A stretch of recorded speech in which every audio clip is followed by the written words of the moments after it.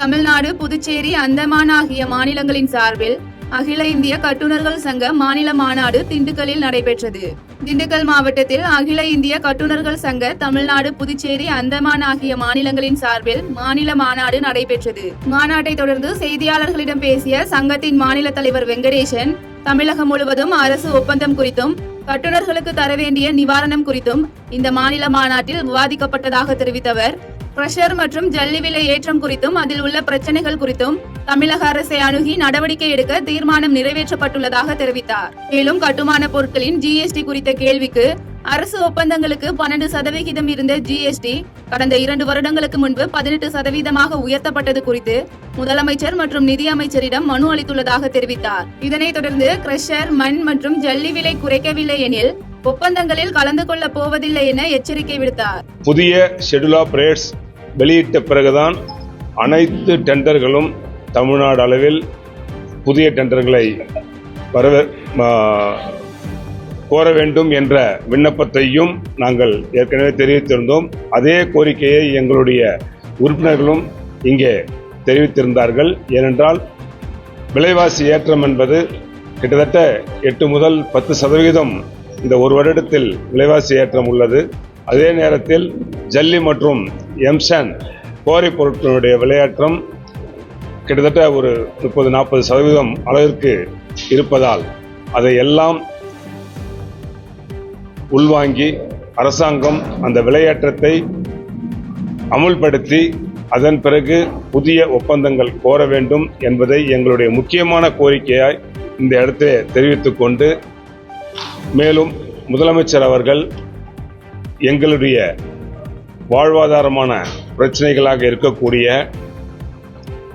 ஒப்பந்தக்காரர்களுக்கு கிடைக்க வேண்டிய நியாயமான கோரிக்கைகளை உடனே நிறைவேற்றி கொடுக்க வேண்டும் என்றும் இதன் மூலம் கேட்டுக்கொள்கிறோம்.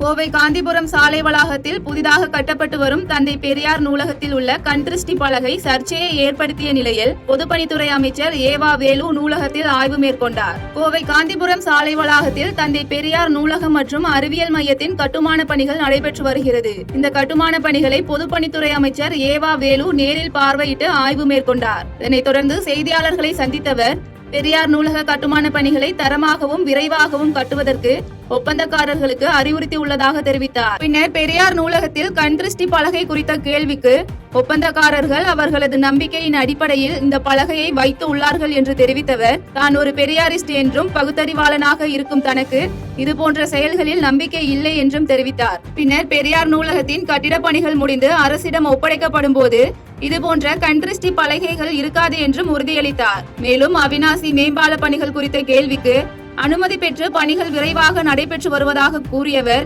அவிநாசி மேம்பால பணிகள் அடுத்த மாதம் 15ஆம் தேதிக்குள் நிறைவடையும் என தெரிவித்தார். என்னுடைய கவனத்தில் அது இல்லை. பொதுவாக நானே ஒரு பெரியாரிஸ்ட், நான் பகுத்தறிவாளன், இது போன்றவர்களை நான் எப்பொழுது நானே ஏற்றுக்கொள்வதில்லை. ஆனால் அதை கட்டுமானத்தில் இருக்கிற ஒப்பந்ததாரர் பொறுத்தளவுக்கு அவர் ஒப்பந்ததாரர் வர்றவங்கெல்லாம் என்ன மாதிரி பெரியாரிஸ்டாக இருப்பாங்க நம்ம எதிர்பார்க்க முடியாது.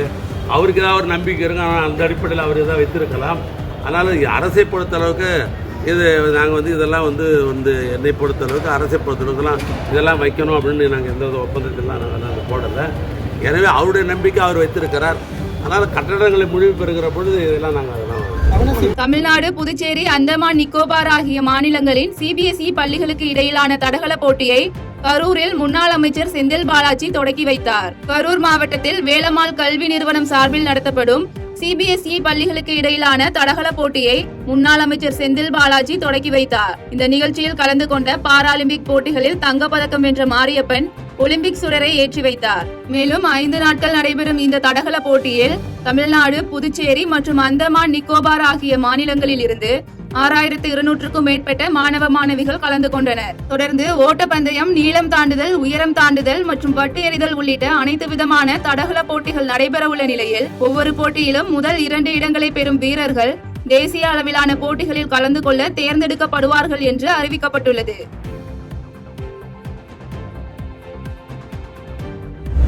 அதிமுக, பாஜக கூட்டணியில் மிகப்பெரிய அளவில் பிளவு ஏற்படும் என்றும் அந்த கூட்டணியில் இருக்கும் கட்சிகள் இந்தியா கூட்டணிக்கு வர வாய்ப்பு உள்ளது என்றும் தமிழக காங்கிரஸ் கமிட்டியின் சட்டப்பேரவை குழு தலைவர் ராஜேஷ்குமார் தெரிவித்துள்ளார். கன்னியாகுமரி மாவட்டம் குளித்துறையில் மேற்கு மாவட்ட காங்கிரஸ் இளைஞர் அணி சார்பில் முன்னாள் முதலமைச்சர் காமராஜரின் பிறந்த நாளை முன்னிட்டு கல்வி விருது வழங்கும் விழா நடைபெற்றது. இதில் மேற்கு மாவட்டத்தைச் சேர்ந்த அரசு மற்றும் தனியார் சார்பில் உள்ள உயர்நிலை மற்றும் மேல்நிலை பள்ளிகளில் முதல் 3 இடங்களை பிடித்த 600க்கும் மேற்பட்ட மாணவ மாணவிகளுக்கு பரிசுகள் வழங்கப்பட்டது. இந்த நிகழ்ச்சியில் நாடாளுமன்ற உறுப்பினர் விஜய் வசந்த், சட்டமன்ற உறுப்பினர்கள் ராஜேஷ்குமார், தாரகை கத்பட் மற்றும் பிரின்ஸ் ஆகியோர் கலந்து கொண்டு மாணவர்களுக்கு பரிசுகள் வழங்கினர். நிகழ்ச்சியை தொடர்ந்து செய்தியாளர்களிடம் பேசிய தமிழக காங்கிரஸ் கமிட்டியின் சட்டப்பேரவை குழு தலைவர் ராஜேஷ்குமார், அதிமுக பாஜக கூட்டணியில் மிகப்பெரிய அளவில் பிளவு ஏற்படும் என்றும் அந்த கூட்டணியில் இருக்கும் கட்சிகள் இந்தியா கூட்டணிக்கு வர வாய்ப்புள்ளது என்றும் கூறினார். மேலும் பல்வேறு சர்ச்சையை ஏற்படுத்திய திருச்சி சிவாவின் காமராஜர் பற்றிய விமர்சனம் குறித்த கேள்விக்கு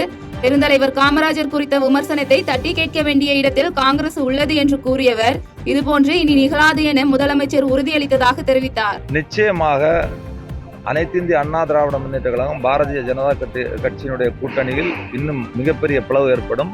அங்கு இருக்கக்கூடிய கட்சிகள் கூட இந்தியா கூட்டணி வருவதற்கான வாய்ப்புகள் இருக்கிறது. காமராஜர் குறித்து அவதூறு பேசிய சிவா அந்த விவகாரத்தில் தமிழக முதல்வர் அறிவித்த அறிவிப்பு உங்களுக்கு திருப்திகரமாக இருக்கு? ஏற்கனவே பெருந்தலைவர் காமராஜரை பற்றி பேசியதற்கு சட்டமன்ற பேரவையினுடைய தலைவர் என்ற முறையில் நான் கண்டனத்தை தெரிவித்திருக்கிறேன்.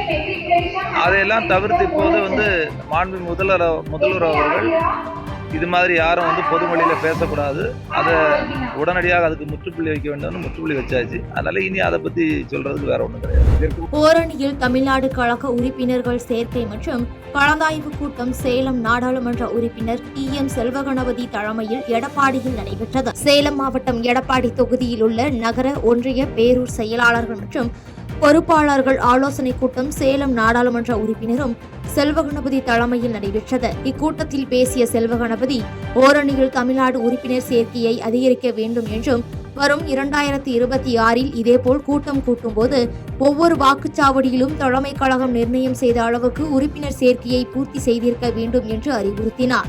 மேலும் தலைமை கழகம் நிர்ணயம் செய்த அளவுக்கும் கூடுதலாக கட்சியில் உறுப்பினர்களாக சேர்க்க வேண்டும் என்று பேசினார்.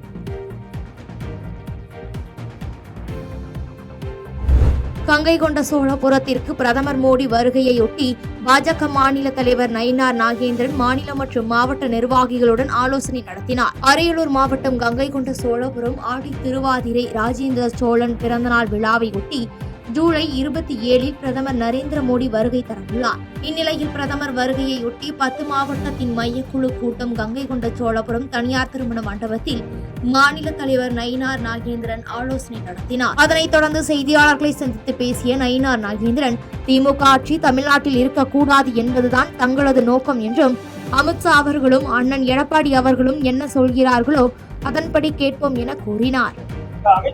எங்களுக்கு திமுக ஆட்சி விரட்டணும், திமுக ஆட்சி தமிழ்நாட்டில் இருக்கக்கூடாது, இதுதான் எங்களுடைய நோக்கம். எங்களுக்கு அமித்ஷா அவர்களும் அண்ணன் எடப்பாடி அவர்களும் என்ன சொல்கிறார்களோ அதுபடி நாங்கள் கேட்டுக்கொள்வோம். அஜித்குமார் கொலை வழக்கில் தொடர்புடைய போலீஸ் வாகனம் 2 பதிவெண்களில் பயன்படுத்தி வந்தது சிபிஐ விசாரணையில் தெரியவந்துள்ளது. சிவகங்கை மாவட்டம் மடப்புறம் பத்ரகாளியம்மன் கோயில் காவலாளி அஜித்குமார் கொலை செய்யப்பட்ட வழக்கில் சிபிஐ அதிகாரிகள் திருபுவனம், மடப்புறம் உள்ளிட்ட பகுதிகளில் தொடர்ந்து விசாரணை நடத்தி வருகின்றனர். இந்நிலையில் நேற்று மாலை கோவில் செயல் அலுவலர் அலுவலகத்திற்கு கொண்டுவரப்பட்ட போலீசார் பயன்படுத்திய டெம்போ வேனை சிபிஐ அதிகாரிகள் சோதனை செய்து ஓட்டுநர் ராமச்சந்திரனிடம் விசாரணை செய்தனர். அப்போது அந்த போலீஸ் வாகனம் சென்னை மற்றும் சிவகங்கை என 2 மாவட்ட பதிவெண்களுடன் பயன்படுத்தியது கண்டுபிடிக்கப்பட்டது. மேலும் டெம்போவின் உள்ளே தடயங்களை சேகரிக்கும் போது மதுபானம், சீட்டு விளையாட்டு கட்டுகள் உள்ளிட்ட பல்வேறு வகையான பொருட்கள் போலீஸ் வாகனத்தில் இருந்தது தெரியவந்தது.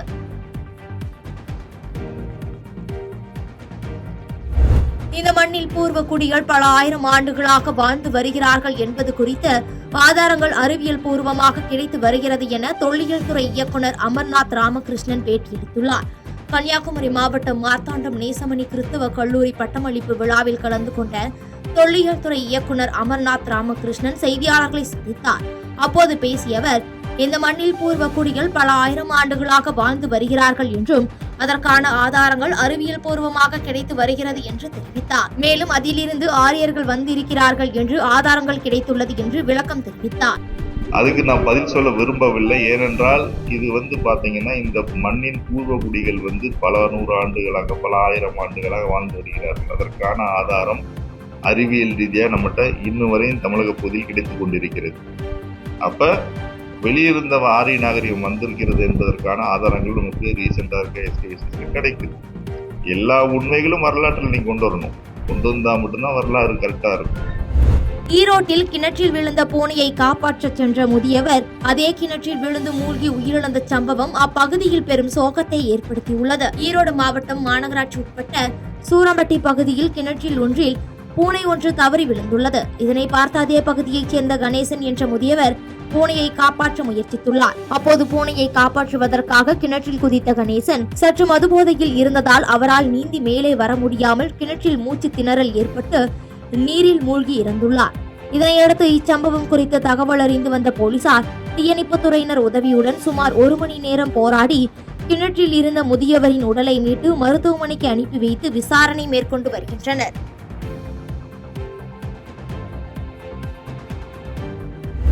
இந்து சமயம், சிவாலயம் மற்றும் அர்ச்சகர்களை காக்கத்தான் பிரபாகரன் தனித்தமிழ் ஈழம் என சொல்லி ஆயுதம் ஏந்தினார்கள் என இந்து மக்கள் கட்சி தலைவர் அர்ஜுன் சம்பத் தெரிவித்தார். மதுரை திருப்பரங்குன்றம் சுப்பிரமணிய சுவாமி கோயிலில் இந்து மக்கள் கட்சி தலைவர் அர்ஜுன் சம்பத் சாமி தரிசனம் செய்தார்.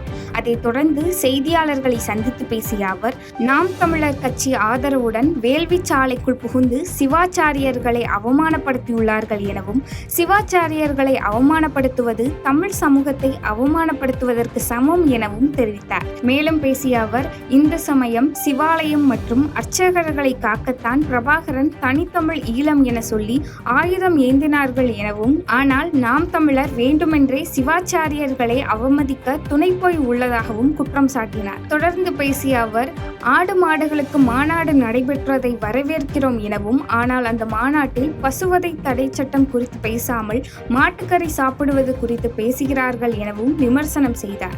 மேலும் மயிலாடுதுறை டிஎஸ்பி சஸ்பெண்ட் செய்த விவகாரம் குறித்த கேள்விக்கு, இந்த அரசாங்கத்தில் நேர்மையான அதிகாரிகள் பணியாற்ற முடியாது எனவும், காவல்துறை மற்றும் போக்குவரத்து துறையை கட்சி வேலைக்கு பயன்படுத்துகிறார்கள் என தெரிவித்த அவர், அந்த டிஎஸ்பி நீதிக்கான போராட்டத்தை நடத்துகிறார் என்றும் அவருக்கு எங்கள் ஆதரவை தெரிவிக்கிறோம் எனவும் தெரிவித்தார். வேண்டுமென்றே உள்நோக்கத்தோடு நாம் தமிழர் கட்சியினுடைய தூண்டுதலின் பேரில், பாதுகாப்பின் பேரில் நாங்கள் எல்லாருமே தமிழ் வெளிப்பாட்டு நெறியாளர்கள். ஆனா வேள்விச்சாலைக்குள்ளே அத்துமீறி நுழைந்து சிவாச்சாரியார்களை அவமானப்படுத்தியது, குறிப்பாக ராஜா பட்டர், பிச்சை குருக்கள் போன்ற அவங்கெல்லாம் தமிழ் சமூகத்தினுடைய குருமார்கள், சிவாச்சாரியார். அவர்களை ஒருமையிலே அழைத்து அவமானப்படுத்தி ஒரு தள்ளுமுள்ளுவை ஏற்படுத்தி இருக்கிறார்கள். சிவாச்சாரியார்களை அவமதிப்பது ஒட்டுமொத்த தமிழ் சமூகத்தை அவமதிப்பதாகும். தமிழீழ விடுதலை போராட்டத்தினுடைய தளபதி பிரபாகரன் எதற்காக ஆயுதம் ஏந்தினார்? அவர் வல்வெட்டித்துறை சிவாலயம், அந்த சிவாலயத்தினுடைய தர்மகர்த்தாவின் மகன்தான் பிரபாகரன். வேலுப்பிள்ளை ஒரு கோயிலுடைய தர்மகர்த்தா. அந்த கோயிலுடைய சிவாச்சாரியார் ஒருவர் சிங்கள வெறியர்களால் உயிரோடு எரிக்கப்பட்டார். அர்ச்சகர், சிவாச்சாரியார் அர்ச்சகர் உயிரோடு எரிக்கப்பட்டார். அதை பார்த்த பிறகுதான் பிரபாகரன் ஆயுதமே ஏந்தினார். இந்து சமயம் காக்க, ஆலயம் காக்க, அர்ச்சகர்களை காக்கத்தான் பிரபாகரன் தனித்தமிழீழம் என்று சொல்லி ஆயுதம் ஏந்தினார்கள். குளித்தலை அரசு மாவட்ட தலைமை மருத்துவமனையில் சிகிச்சையில் இருந்த மனைவியை கணவன் கத்தியால் குத்தி கொன்ற சம்பவம் பொதுமக்கள் மற்றும் மருத்துவமனை ஊழியர்களுக்கிடையே பெரும் அதிர்ச்சியை ஏற்படுத்தியது. கரூர் மாவட்டம் குளித்தலை அருகே பட்டவர்த்தி பகுதியை சேர்ந்தவர் விஸ்ருத். இவருக்கும் ஸ்ருதி என்பவருக்கும் திருமணமாகி 2 குழந்தைகள் உள்ளனர். இந்த நிலையில் நேற்று கணவன் மனைவி இருவருக்கும் குடும்ப தகராறில் வாக்குவாதம் ஏற்பட்டதில் ஸ்ருதியை தாக்கியதை அடுத்து அவரை குளித்தலை அரசு மாவட்ட தலைமை மருத்துவமனையில் சிகிச்சைக்காக அனுமதிக்கப்பட்டார். இதனைத் தொடர்ந்து அரசு மருத்துவமனை புதிய கட்டிடத்தின் முதல் தளத்தில் குளுக்கோஸ் ஏற்றிய நிலையில் மயக்கத்தில் இருந்தவரை விஸ்ருத் கத்தியால் 3 இடங்களில் சராமாரியாக குத்திவிட்டு அங்கிருந்து தப்பி ஓடிவிட்டார். இதில் ஸ்ருதி இரத்த வெள்ளத்தில் சம்பவ இடத்திலேயே பரிதாபமாக உயிரிழந்தார். இதனைத் தொடர்ந்து சம்பவ இடத்திற்கு வந்த டிஎஸ்பி செந்தில்குமார் மற்றும் இன்ஸ்பெக்டர் ராஜேந்திரன் ஆகியோர் நேரில் ஆய்வு செய்து விசாரணை மேற்கொண்டனர். இதனைத் தொடர்ந்து தப்பி ஓடிய விஸ்ருத்தை குளித்தலை போலீசார் வலைவீசி தேடி வருகின்றனர். குளித்தலை அரசு மாவட்ட தலைமை மருத்துவமனையில் நடந்த இந்த சம்பவம் பொதுமக்கள் மற்றும் மருத்துவமனை ஊழியர்களுக்கிடையே பெரும் அதிர்ச்சியை ஏற்படுத்தியுள்ளது.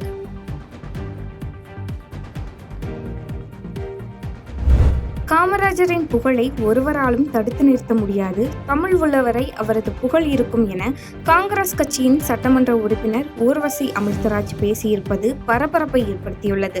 தூத்துக்குடி மாவட்டம் சாத்தான்குளத்தில் பெருந்தலைவர் காமராஜர் மக்கள் இயக்கம் சார்பில் காமராஜரின் 123வது பிறந்தநாள் விழா நடைபெற்றது. இந்த விழாவில் சாத்தான்குளம் சுற்றுவட்டாரத்தில் உள்ள பள்ளி கல்லூரிகளை சேர்ந்த மாணவர்களுக்கு பேச்சு போட்டி, கட்டுரை போட்டி உள்ளிட்ட போட்டிகள் நடத்தப்பட்டு வெற்றி பெற்ற மாணவர்களுக்கு பரிசுகள் வழங்கப்பட்டது. இதனைத் தொடர்ந்து பரிசளிப்பு விழாவில் பங்கேற்று ஊர்வசி அமிர்தராஜ் எம்எல்ஏ பேசுகையில், தொலைநோக்கு பார்வையோடு தன்னைத்தானே அர்ப்பணித்துக் கொண்டவர் காமராஜர் எனவும், அப்படிப்பட்ட பச்சை தமிழர் இந்த நாட்டிற்கு என்ன செய்திருக்கிறார் என்பதை ஒவ்வொருவரும் தங்களது குழந்தைகளுக்கு சொல்லிக் கொடுக்க வேண்டும் எனவும் தெரிவித்தார். தொடர்ந்து பேசிய அவர், தமிழகம் இருக்கும் வரை, தமிழ் இருக்கும் வரை காமராஜரின் புகழை ஒருவரும் அசைத்துவிட முடியாது என்றும், அவரது புகழை தடுத்துவிட முடியாது எனவும் தெரிவித்தார். காமராஜர் குறித்து திருச்சி சிவா பேசிய கருத்து பல்வேறு விமர்சனங்களை ஏற்படுத்தியது. இந்த நிலையில் திமுக கூட்டணி கட்சியான காங்கிரஸ் கட்சியின் சட்டமன்ற உறுப்பினர் ஊர்வசி அமிர்தராஜ், காமராஜரின் புகழை ஒருவராலும் தடுத்து நிறுத்த முடியாது, தமிழ் உள்ளவரை அவரது புகழ் இருக்கும் என பேசியிருப்பது பரபரப்பை ஏற்படுத்தியுள்ளது. தொலைநோக்கு பார்வை, இந்த தொலைநோக்கு பார்வை யாருக்கு இருக்கிறதோ அவர்களால் மட்டும்தான் இப்படி எல்லாம் சிந்திக்கின்றது. இப்படிப்பட்ட ஒரு மனிதன், ஒரு பச்சை தமிழன் இந்த நாட்டுக்கு என்ன செய்திருக்கிறார் என்பதை நீங்கள் ஒவ்வொருவரும் உங்கள் குழந்தைகளுக்கு சொல்லிக் கொடுக்க வேண்டியது அவசியம். அதனால காமராஜர் புகழ், நாம் தமிழர்கள் இருக்கும் வரை, நாம் தமிழ் பேசும் தமிழர்கள் தமிழ் வாழும் வரையிலும் காமராஜரை ஒருவரும் அசைத்துவிட முடியாது. அவர் பெருமையை ஒருவரும் கிடைத்துவிட. அதிமுக என்ற திராவிட கட்சி அழிவு பாதையை தேர்வு செய்து இருக்கின்றனர் என இந்திய கம்யூனிஸ்ட் கட்சி மாநில செயலாளர் முத்தரசன் தெரிவித்தார். கோவையில் இந்திய கம்யூனிஸ்ட் கட்சி மாநில செயலாளர் முத்தரசன் செய்தியாளர்களை சந்தித்து பேசினார். அப்போது பேசிய அவர், டெல்லியில் காமராஜரை வீட்டோடு எரிக்க முயன்றவர்கள் பாஜக என்றும், காமராஜர் குறித்து பேச பாஜகவிற்கு எந்த தகுதியும் இல்லை எனவும் தெரிவித்தார்.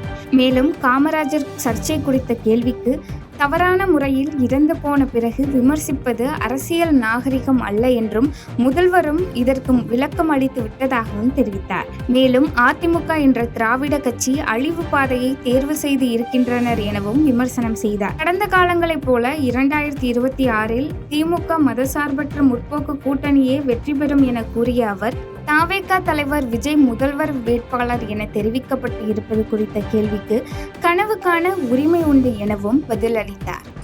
2026 தேர்தல் அறிவிக்கப்பட்ட பிறகு திமுக தலைமையில் பேச்சுவார்த்தை குழு அமைக்கப்படும். இந்திய கம்யூனிஸ்ட் கட்சியின் சார்பிலும் பேச்சுவார்த்தை குழு அமைக்கப்படும். அந்த 2 பேச்சுவார்த்தை குழுக்களும் உட்கார்ந்து கலந்து பேசி முடிவு செய்வோம். திராவிட கட்சி, அதிமுக ஒரு திராவிட கட்சி, தமிழ்நாட்டில் ஒரு திராவிட கட்சி அதிமுக ஒரு திராவிட கட்சி, தமிழ்நாட்டில் ஒரு திராவிட கட்சி ஒரு அழிவு பாதை நோக்கி போவது சரியான அழிவு பாதையில திராவிட கட்சி அழிவு பாதையில் போய்விடக் கூடாதுங்கிறது நல்ல. செய்திகளை உடனுக்குடன் தெரிந்து கொள்ள கீழ்கண்ட கேபிள் மற்றும் டிடிஹெச் நெட்வொர்க்குகளில் எம்நாடு செய்தி தொலைக்காட்சியை காணுங்கள். பாதகம் செய்பவரை கண்டால் நாம் பயம் கொள்ளலாகாது பாப்பா.